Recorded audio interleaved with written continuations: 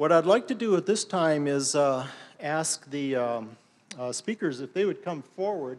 We'll just probably ask them to, maybe they would consider just sitting on the platform right here, and we've got a loudspeaker that we hope we can give them, and we'll take a few minutes to see if you have any last questions that you'd like to ask them. So if we could ask the speakers to come forward at this time. Daryl and Brandon each have a speaker, so if you have a question for them, we're going to go ahead and just let you ask the question into the mic. That way everyone can hear it.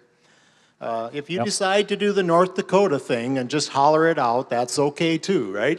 And then we'll just ask the speakers to re-emphasize the question. So at this point in time, let's open it up a bit, and any of the last questions before we have a little ice cream that you have, don't hesitate to ask a question.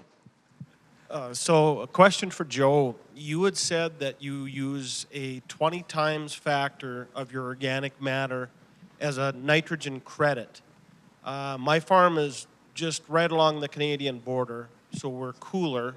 I use a factor of 10 times when I'm giving myself nitrogen credits. Is that just the difference in our latitude? That's a good question, and honestly, I'm not coming at this from a soil science. I don't have a soil science major or anything. The math equation I look at is, let's just take corn for example.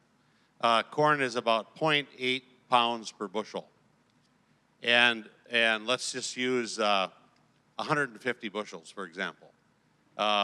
That's roughly about 120 pounds of nitrogen. So without applying any N, how many bushels of corn can you raise?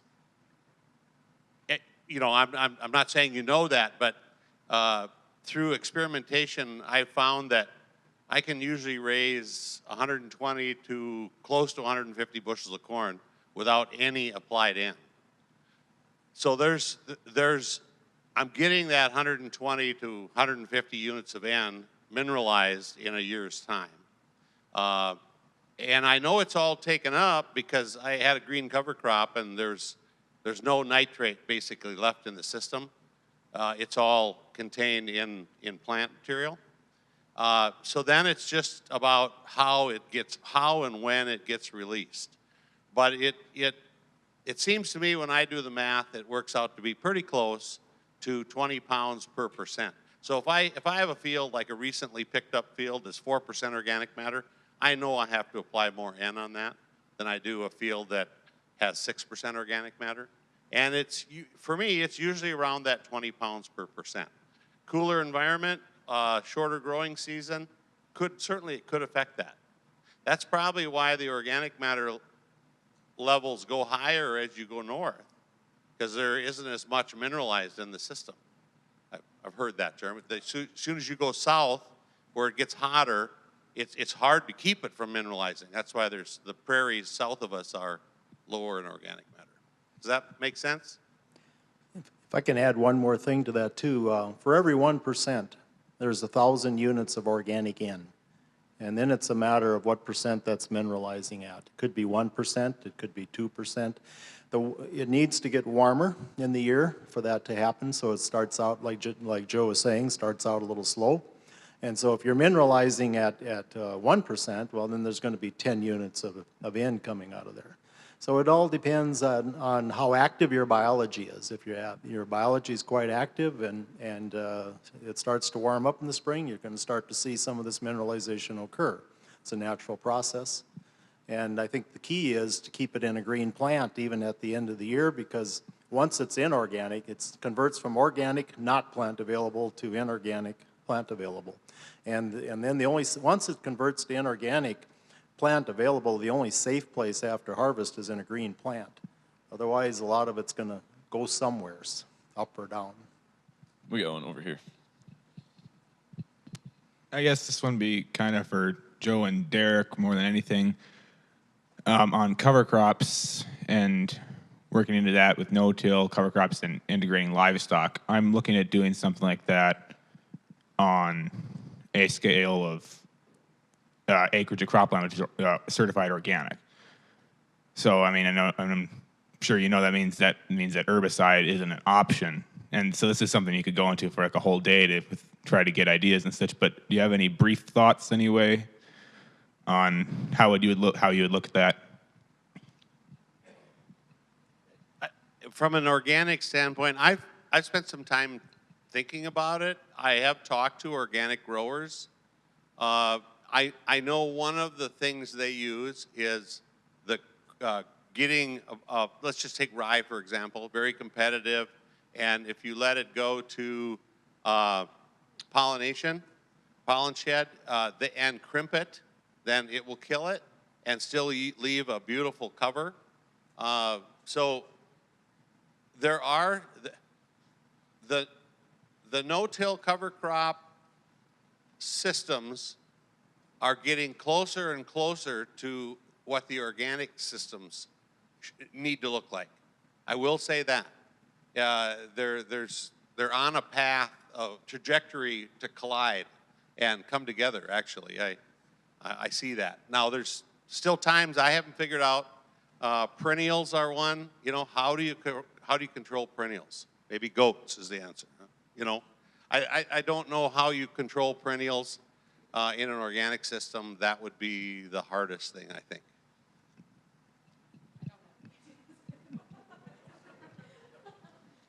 That's a very good question. We got a neighbor that is a certified organic grower. Granted, they do traditional tillage and yet, but visiting with his wife here a year ago, she was asking about some no-tilling for crops.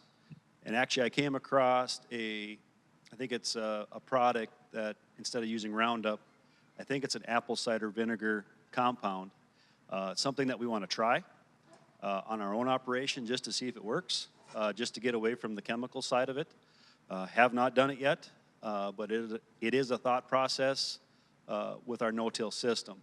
But like everything, it takes dollars and a little bit of gumption to go do it. And if you do it first, that'd be great.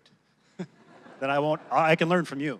So, but it is a thought process that I think is out there, especially with on some of the organic stuff. Joe talked about the perennial side of it. Canada thistle. I mean, it's used to be out west. We never fought Canada thistle. It's everywhere now. And my challenge is on this controlling perennials is control the weed source. The seed source, excuse me. There's so much of it nobody's doing anything with. There's so many absentee landowners that nothing's being done. And I think if we're going to try and get ahead a little bit, we got to be able to get in and control some of that seed source. There's definitely great biologicals out there that help us, and they're good tools. But there's a lot of situations where there's nothing being done at all, and we've seen that around our farm. Granted, we're using chemistries to control them. Got some neighbors who just do nothing with it, and it's made it worse for us to try and control. So being able to keep that seed bank down is one tool I think we need to look at. It's caught on their fur. They'll carry it across your property, and you'll have a hole as big as this table or twice as big as this table, because I know I sprayed it out with a hand sprayer in my cornfield. And I had a neighbor here a couple of years ago. I had Canadian thistle down in my low area, and so I had the plane come in with a spray which was approved, which even Game and Fish used on the quarter west of me. But the neighbor was complaining about I was hurting his pretty flowers around his well, which is right across the road from me. And he was so concerned about his stock cows, I first thought I was going to get turned in and get sued. He came over and he scrubbed his water tank out and then refilled it because he was worried his cows were going to get sick. How do you avoid something like that?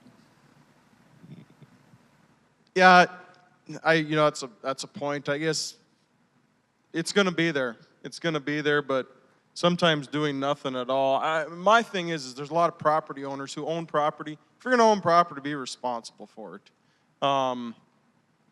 I just see a lot of that there are people not being responsible, and that's my opinion. So there's lots of different opinions or ways to look at it, I guess.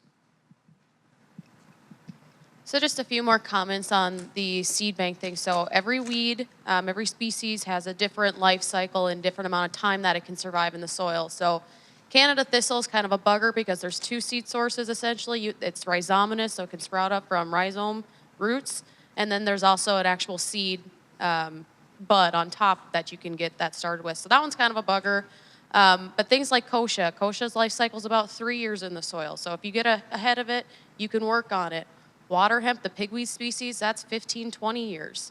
Lamb's quarter is kind of in the same boat. So there are different life cycles for different species and different ways we can approach some of these seed bank things. But I think you're right, controlling the seed bank and working on it so it doesn't become a huge problem is something we need to be aware of. Jay, I have a question, if I could.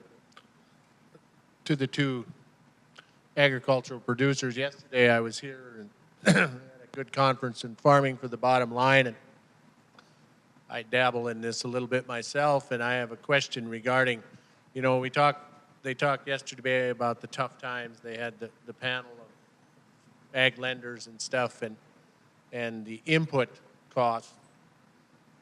Do you want to talk a little bit for the group about the lack of inputs that you need because you've developed the systems that you have? Whether it's using less and Derrick, the way you're able to graze longer, probably don't make as much hay, all those other things. Can you guys touch on that a little bit? Because I think that's an important part moving forward with this thing, because in production agriculture, we tend to input ourselves to the grave, and we need to stop doing that, I think. So.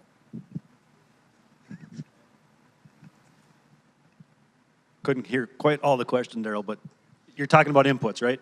I was talking about inputs, yeah.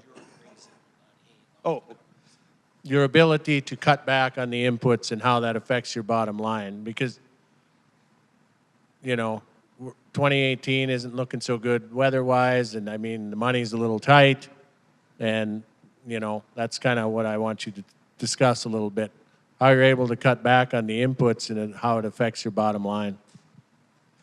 for 2018, for the last 15 years, almost 20 years, we've been working with North Dakota Farm Business Management.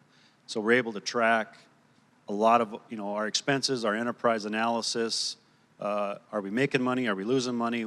And it takes the whole farm analysis into consideration. For the 18 growing year, we're actually going to cut half of our inputs back just to see if our soil will provide the necessary inputs. Most of our cover crops never get a fertilizer application. My dad he'll actually fertilize a little bit of his, but that's what he wants to do, so I let him do it. But most of mine don't get any sort of inputs in terms of fertilizer. Since we've been grazing with cows, we have the four-legged cows with a mouth and a receptacle on the other end that deposits some very valuable nutrients. The last 5 years, we've been able to graze our cows or feed our cows on crop ground. So I don't have to haul the manure out.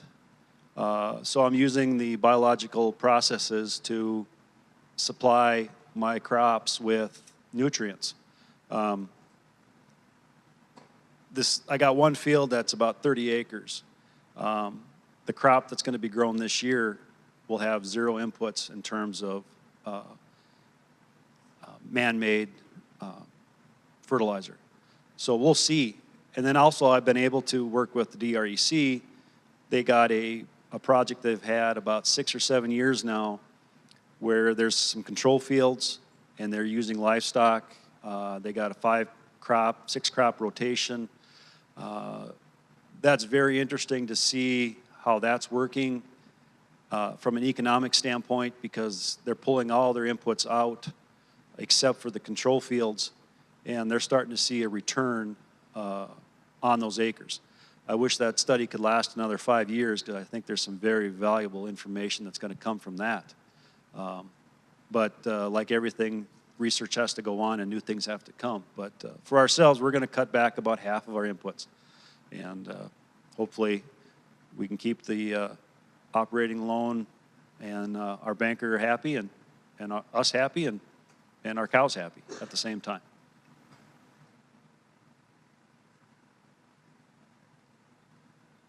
this individual has a question here. I guess mine would be for any of you or all of you. How do you measure your soil health?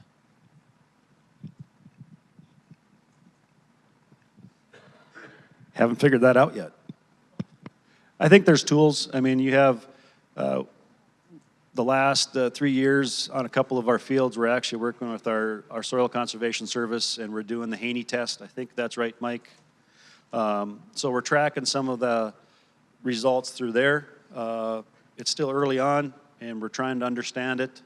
You know, we have the soil food web that we can utilize, and plus our traditional soil tests. But with some of my full season cover crops, I don't get in there till maybe the next year or 2 years later, because I don't allow my soil test, which is my sister, to take the soil samples with their pickup, because it's usually too dry and I'm afraid of fire. So, and she doesn't want to drive in there either. But we're starting to see some of our soil tests, the organic matter, we're in that 3.5 to 4% on some of our fields. So we're slowly growing. Our pHs are starting to come in line, and I think that's just a function of we have cows on our land being able to cycle some of those nutrients. And you saw that one slide with the earthworms. I wish I had more fields like that. I got some fields you don't see no earthworm activity, and I'm not quite sure why. But if I see earthworms, then I know things are working. The processes are working. Yeah, a shovel. I mean, I just love a shovel or pitchfork.